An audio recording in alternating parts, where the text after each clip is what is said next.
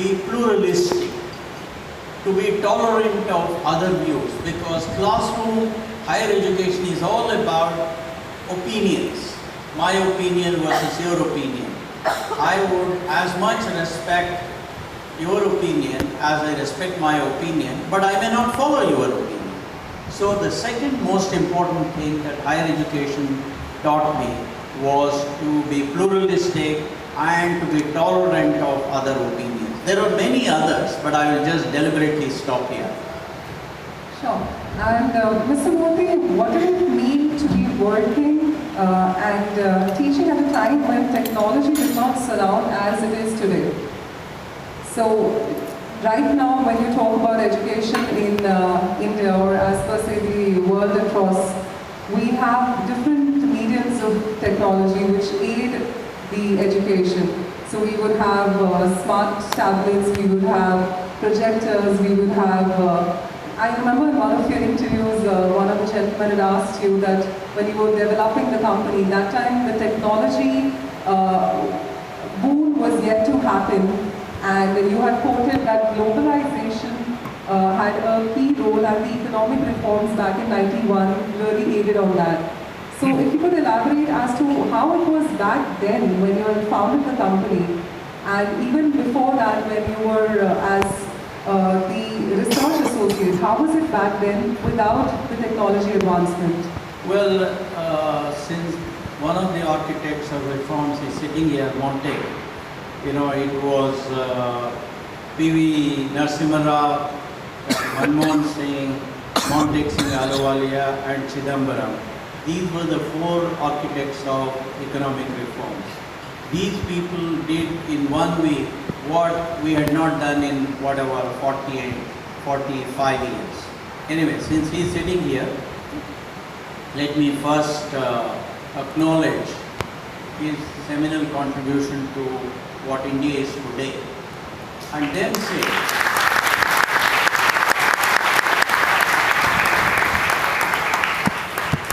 those days it would take about 50 visits to Delhi and about 3 years to get a license to import a computer of $100,000. 50 visits to Delhi and 3 years. Each visit those days it used to cost us approximately about $2,000, because the rupee then was about 6.2 or 6.3 rupees per dollar. So if you look at the high prices of flying and all of that, of course if you went by train it would take a lot of time. Overall hotel, everything included, you were spending approximately about $2,000. So you would have spent $100,000 in obtaining the license before you even thought of importing a $100,000 computer, number one. Second, it took us those days 7 years to obtain a telephone connection. The highest priority was for government officials. The second highest priority was for retired government officials. The telephone connection, in fact, if you remember, C.J. Stephen, who was the communications minister, when somebody went to him and said, telephones are not working, what are you saying? Even you should be very happy, at least there's an instrument on your table, because even Madam Indira Gandhi's telephone doesn't work at 7 Racecourse Road. That was the state of telecommunication in India. Third, in order to make a visit, in order to visit abroad, you had to apply to the Reserve Bank of India, wait for about 15 working days, 3 weeks of work delay, and then you may get a positive reply. Most bureaucrats won't understand it because they always use other channels and it was easy for them. But for those of us who are mortals, it was like that. Not only that, when you came back, you had to submit a tour report.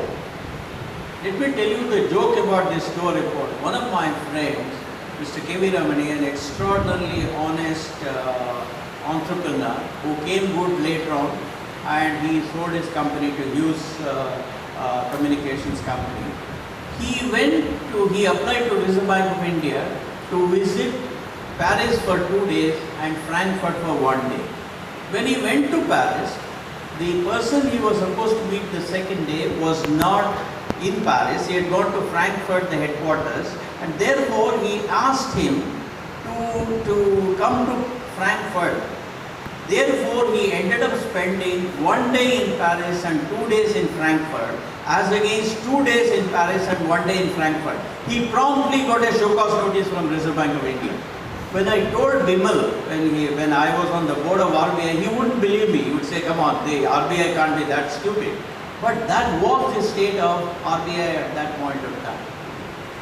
And then there was an officer called Controller of Capital Issues, who was an IAS officer, who had no idea what capital markets were. He used to sit in Delhi, where the capital markets were primarily in Mumbai.